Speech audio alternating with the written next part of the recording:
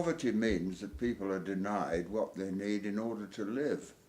Denied food, denied water, denied homes, denied schools, denied health care. Those are the things that make it possible for people to lead a full life. And if there is poverty, it is where those things are not available. And the reason is the world has always been run from the beginning by rich and powerful people. If you're rich, that makes you powerful. If you're powerful, it's easy to get money and you become rich. And where things have changed, it's where democracy has come in. I think democracy is the most revolutionary idea, because democracy transfers power from the marketplace, where the money is what decides everything, to the polling station where people vote. And even the poor have the vote. And if you have the vote, you could use the vote to buy schools, buy hospitals for yourself. And if you look at the world, take Nigeria, for example, very, very rich country in oil, but where does the money go? It goes to the sheikhs and the wealthy people. If I look at the other extreme, if I look at very, very wealthy oil countries in the Middle East, where all the oil revenues go to the people at the top, and those who work in the industry are just working all 9 to 5, they're working 12 to 12, and they still can't manage. So I think I'm a socialist, and I believe that socialism is the right answer to this, where you regard your vote as the state, or the state is your vote, and therefore you use your own power to acquire control of the economy, so you benefit and not just the people who own the land.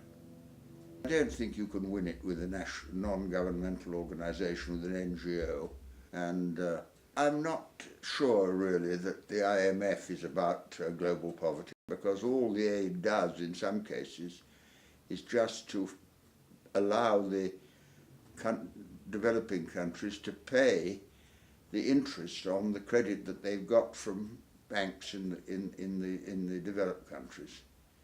And I think that is something that people are beginning to understand. Everybody, I think, has to win the battle in their own country, and just relying on aid is just hoping the rich will hand you a few shillings to keep you quiet. The IMF is an instrument that regulates the rich in the interests of the rich, and therefore it's not something that deals with global poverty at all. And of course the IMF is not elected. The IMF is run by people who have wealth, and they have enormous influence in the rest of the world, but they're not elected, they're not democratic. And I think if you were to have a society where the resources were owned by the people, then you would have a different system, and it would be possible to deal with world poverty.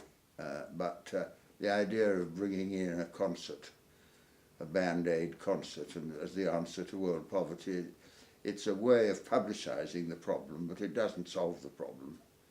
The problem is solved when people get control of the land, of the oil, of the gold under the land, and then share it in a way that allows everyone to have enough to live. In the last World War, for example, we were short of food because the country was blockaded. So what we did, we rationed food. And if there's a shortage, there are only 3 ways of distributing a shortage. You can either price it so the rich get everything, or you fight for it so the strong get everything, or you share it. And by sharing it, we improved the conditions in Britain. The war was a terrible war, and millions died, but the social policy that followed from the war made for a more equal and fair society.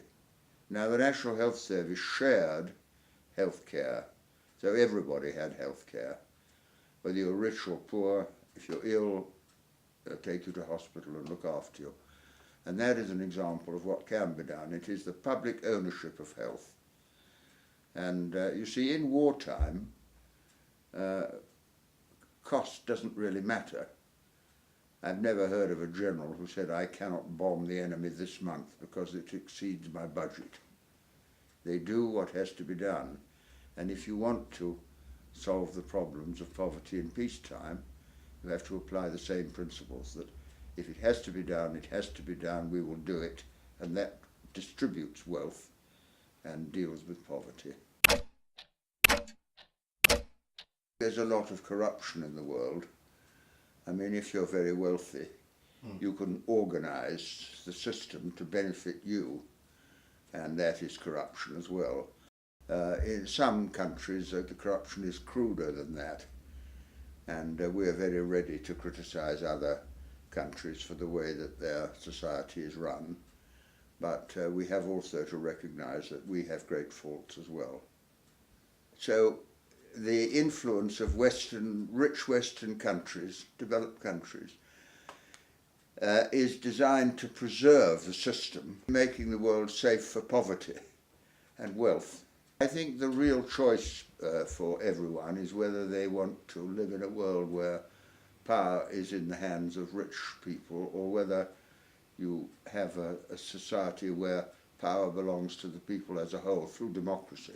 I am in favour of international cooperation to deal with problems, but it's got to be democratic cooperation. It cannot be cooperation between wealthy people, because they will all have the same interests wherever they are from.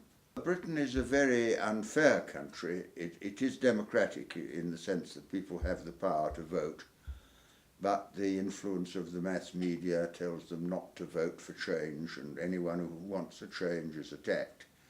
So we have a lot to do in Britain before we've tackled the problem of poverty. But the problem is the money is in the hands of rich people and powerful people, and that gives them political power. And the political power they then use to see that the rich get more money and everybody else just struggles to survive.